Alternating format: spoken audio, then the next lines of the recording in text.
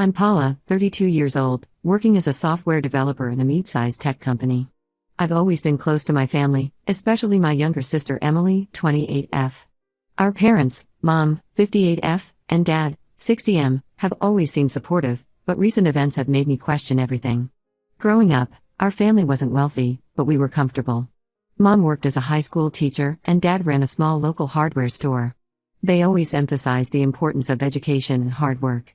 Emily and I both did well in school, but our paths diverged after high school. I went into computer science, while Emily pursued a degree in fashion design. From a young age, I was the more practical one. I started saving money from my first job at 16, working weekends at a local cafe. Emily, on the other hand, was always more free-spirited and creative. She had big dreams of launching her own fashion line someday. Our parents always seemed proud of both of us, but I noticed they tended to make more allowances for Emily's whims and expenses. After college, I landed a good job at a tech startup. The pay was decent, and I continued my habit of saving. For the past 5 years, I've been putting aside money for a down payment on a house. It's been my dream to own a place of my own, and I've worked overtime and taken on freelance projects to make it happen. I was so close to my goal, just $20,000 short of the $150,000 I needed. Emily's career path was less straightforward. She struggled to find steady work in the fashion industry and often relied on our parents for financial support. They helped her with rent, paid off her credit card debt a few times, and even funded a small fashion show for her fledgling brand.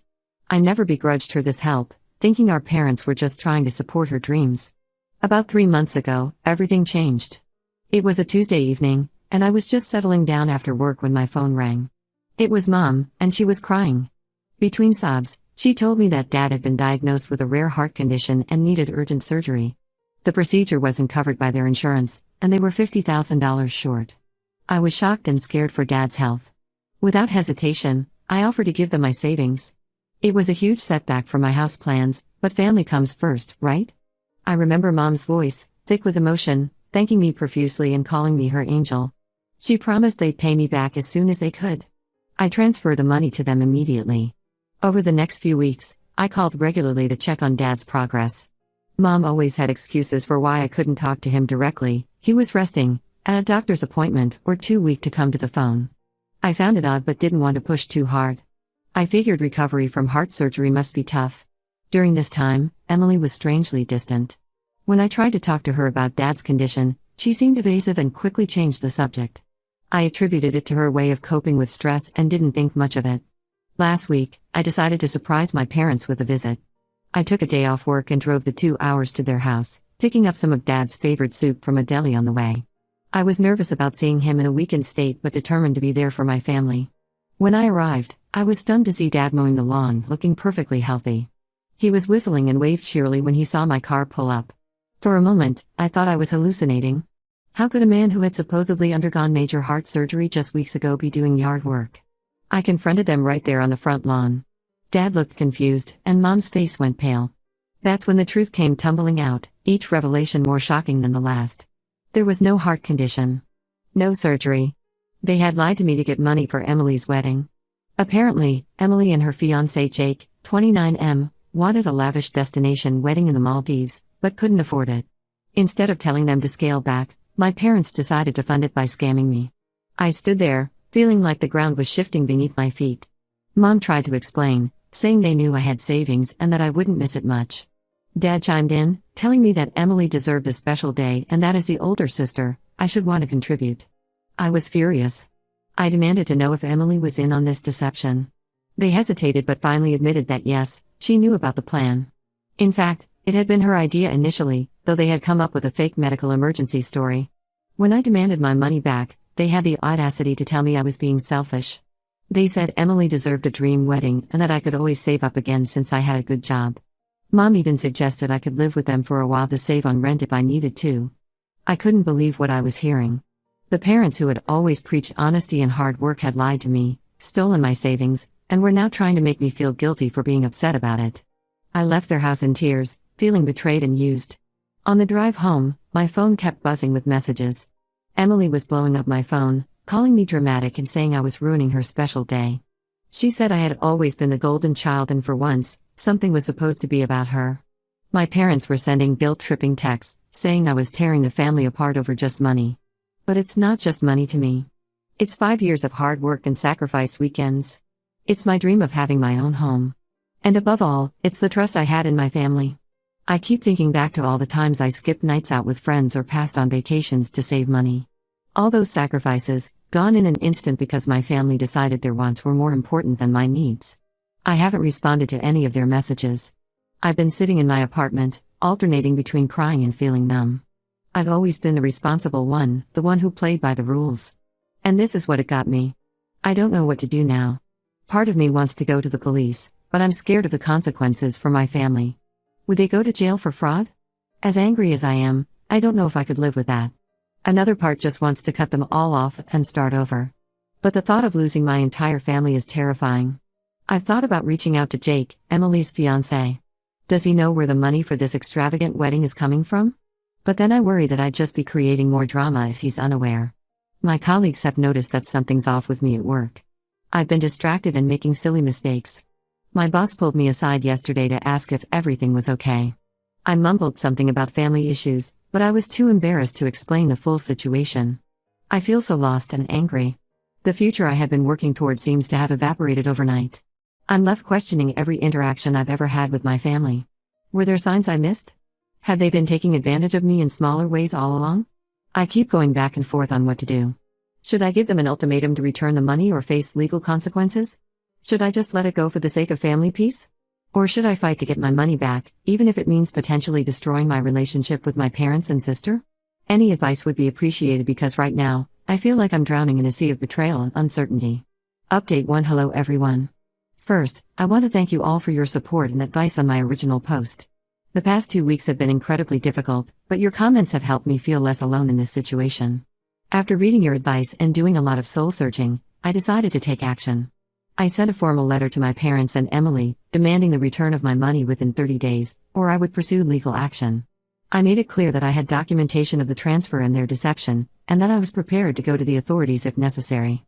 I also decided to reach out to Jake, Emily's fiancé.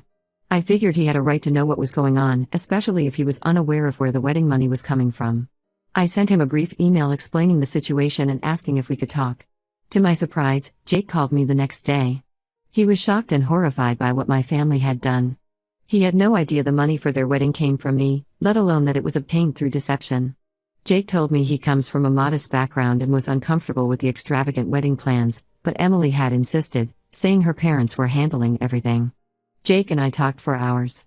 He apologized profusely, even though it wasn't his fault, and promised to help me get my money back.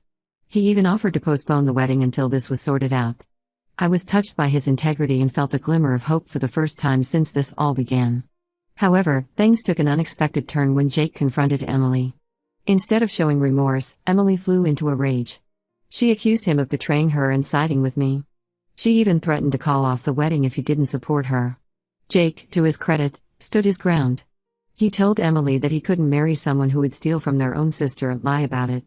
He called off the engagement and told my parents he wanted nothing to do with their scheme. Emily didn't take this well. The day after her breakup with Jake, she showed up at my apartment unannounced.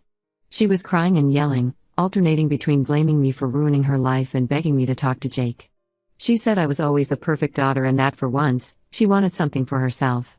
When I tried to explain how her actions had hurt me, she dismissed it, saying I could easily save up again with my fancy job. I tried to reason with her, to make her understand the gravity of what she and our parents had done, but she was too emotional to listen. She brought up childhood grievances, claiming our parents always favored me and that this wedding was supposed to be her moment to shine. When I didn't give in to her demands, she left, threatening that I would regret this. My parents, instead of seeing the error of their ways, have doubled down. They're now saying that I've not only ruined Emily's wedding but also her chance at happiness. They've been calling and texting nonstop, alternating between guilt-tripping and anger. They're threatening to disown me if I don't drop my demand for the money and apologize to Emily. I'm standing firm, but it's hard. The family I thought I had is crumbling around me. Old family friends and relatives are getting involved, with some supporting me and others calling me greedy and unforgiving. My aunt, Mom's sister, called to berate me for tearing the family apart, while my cousin on Dad's side reached out to offer support and shared that my parents had borrowed money from her parents years ago and never paid it back. Through all this, I've found unexpected support. Jake has been keeping in touch, offering moral support and any help he can provide. He's even offered to testify if it comes to legal action. Some of my cousins who I wasn't very close to before have rallied around me, offering emotional and even legal advice. My best friend, Lisa, has been my rock through all of this. She's let me crash at her place a few nights when being alone in my apartment felt too overwhelming. She's also been helping me gather and organize all the evidence of the money transfer and my parents' deception. At work, I finally broke down and told my boss what was going on. To my relief, he was understanding and offered me some time off if I needed it. A weight lifted off my shoulders just by sharing the burden with someone outside the situation. I'm still processing everything that's happened. The betrayal runs deep, and I'm not sure if my relationship with my family can ever be repaired. But I'm also feeling stronger, knowing that I'm standing up for myself and what's right. I've decided to go ahead with legal action. I've consulted a lawyer, and we're preparing to file a civil suit against my parents. It's not a step I take lightly, but I feel it's necessary. My lawyer has advised me to cease all direct communication with my parents and Emily, so I've blocked their numbers and email addresses. As for Emily, I'm giving her space. I hope that one day she'll realize the gravity of what she's done and seek to make amends. But for now, I need to focus on myself and getting back what's rightfully mine. The dream of buying a house feels far away right now, but I'm trying to stay positive. I've started looking for a second job to rebuild my savings, and I'm also considering moving to a cheaper apartment to cut down on expenses. Thank you all again for your support. It means more than you know during this difficult time. I'll update again when there are new developments in the legal proceedings. Update 2. Hello everyone. It's been a couple of months since my last update, and a lot has happened. I appreciate all the support and advice I've received from this community. The lawsuit against my parents is progressing.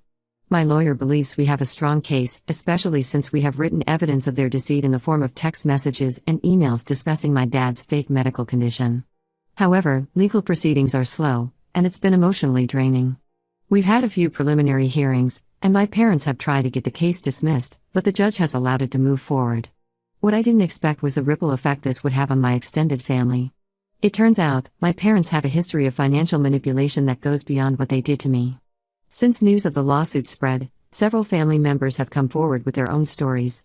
My aunt, Mom's sister, revealed that my parents borrowed a significant amount from her years ago, claiming they needed it for Emily's college tuition. They never paid it back, and now we know that Emily's education was fully funded by scholarships. My cousin shared a similar story about a loan for a non-existent medical emergency. Even my grandmother called me, in tears, saying she now realized why her retirement savings were much lower than they should be. My parents had been borrowing from her for years. This revelation has caused a major rift in the family. Some relatives are furious with my parents, feeling betrayed themselves. Others are angry at me for airing dirty laundry and potentially ruining my parents' reputation in our community. There have been heated arguments at family gatherings, and some relatives aren't speaking to each other anymore. Emily, surprisingly, reached out to me last week. Our conversation was tense, but she admitted that she's been doing some soul-searching. She apologized for her role in the deception and for her reaction when it all came to light. She's started therapy to work through her issues and has realized how toxic our family dynamic has been. She confessed that she's always felt overshadowed by me and saw the lavish wedding as her chance to finally be the center of attention. While I appreciate her apology, I'm not ready to forgive her yet. Trust, once broken, is hard to rebuild. But it's a start, and I told her I'm open to slowly rebuilding our relationship if she continues to show genuine remorse and change. As for my parents, they're not handling the situation well. They've been badmouthing me to anyone who will listen, painting themselves as victims of an ungrateful daughter. They've even started a GoFundMe campaign, claiming they need help to defend themselves against a false lawsuit. It's frustrating, but my lawyer assures me their actions will only hurt their case in the long run. The stress of the situation has been affecting my health. I've been having trouble sleeping and my doctor says my blood pressure is elevated. On my lawyer's advice, I've started seeing a therapist to help me process everything. It's been helpful in dealing with the stress and emotional turmoil. I've also been focusing on self-care and building stronger relationships with friends who have been incredibly supportive throughout this ordeal. Financially, it's been tough. The legal fees are adding up, and I'm still trying to rebuild my savings. I've picked up some extra freelance work on the weekends, and I'm exploring new job opportunities that could help me reach my goals faster. The house I was saving for is still a dream, but I'm not giving up. Jake, Emily's ex-fiancé, has remained supportive. He's offered to be a witness in the lawsuit if needed, and he's been a good friend through all of this. We've grown closer, bonding over our shared experience of betrayal by my family. There's no romantic involvement, we both need time to heal, but his friendship has been a bright spot in this difficult time. This experience has been eye-opening and painful, but it's also taught me valuable lessons about setting boundaries and standing up for myself. I'm learning to prioritize my own well-being and to surround myself with people who truly care about me. I'm taking it one day at a time and trying to stay positive despite the ongoing legal battle. Thank you all for your continued support. It means the world to me during these challenging times. Update 3. Hello everyone. It's been half a year since this nightmare began, and I wanted to give you all a final update. So much has changed, and I'm in a very different place now, both emotionally and literally. The lawsuit against my parents concluded last month. Thanks to the overwhelming evidence, including their own admissions in writing and testimonies from other family members they had scammed, the judge ruled in my favor. My parents have been ordered to repay the full $130,000, plus interest and legal fees. However, collecting the money is proving to be another challenge. My parents claim they don't have the funds and are considering declaring bankruptcy to avoid paying. My lawyer is exploring our options, including potentially putting a lien on their house. It's frustrating, but I'm trying to stay patient and trust the legal process. The family fallout has been severe. My parents have become outcasts in our extended family and community as more of their deceptions came to light. Several relatives have cut ties with them completely. They're blaming me for destroying the family, but most people see through their manipulation now. Emily and I have started to rebuild our relationship slowly. She's been in therapy and has made significant progress in recognizing our parents' toxic behavior and her own role in enabling it. She's even offered to help pay back some of the money, though I told her it wasn't necessary. We're not close like we used to be, but we're working on building a healthier relationship based on honesty and respect. As for me, I've made some big changes. The stress of the lawsuit and family drama was affecting my health and work performance. My blood pressure was consistently high, and I was having trouble focusing at work. So, I decided to make a fresh start. I quit my job, sold most of my possessions, and moved to a different state. I'm now working remotely for a startup that I really believe in. The pay is less than my previous job, but the work is fulfilling and the company culture is much healthier. I'm living in a small but cozy apartment in a city I've always wanted to try. It's been an adjustment, but I'm enjoying the change of scenery and the chance to reinvent myself. I've made new friends through local meetup groups and even started dating someone who's been incredibly understanding about my family situation. It's early days, but it feels good to be open to new possibilities. The dream of owning a house is still there, but it's on the back burner for now. I'm learning to enjoy the present and not let my parents' actions define my future. I've started a new savings plan, but I'm also allowing myself small indulgences that I would have denied myself before. Life's too short to always be planning for tomorrow. I've gone no contact with my parents. It wasn't an easy decision, but it's been crucial for my mental health. I've blocked them on all platforms and asked mutual contacts not to pass on any messages from them. Some days are harder than others, especially around holidays or birthdays, but overall, I feel more at peace. My therapist has been helping me work through the guilt and grief that comes with essentially losing my parents. We're focusing on building my self-esteem and setting healthy boundaries in all my relationships. This experience has taught me invaluable lessons about self-worth, the importance of boundaries, and the true meaning of family. I've learned that sometimes the family we choose is more valuable than the one we're born into. My friends, both old and new, have shown me more love and support than I ever got from my parents. To everyone who supported me through this journey, thank you. Your advice, kind words, and shared experiences have been a lifeline. I'm closing this chapter of my life now, focusing on building a better future for myself. For anyone going through similar family issues, stay strong, trust your gut, and don't be afraid to stand up for yourself. It's a tough road, but there's light at the end of the tunnel. You deserve respect and honesty from the people in your life, including your family. This will be my last update. I feel like I've finally processed everything that happened and I'm ready to move forward without constantly revisiting this painful chapter of my life. Thank you all once again, and I wish you all the best.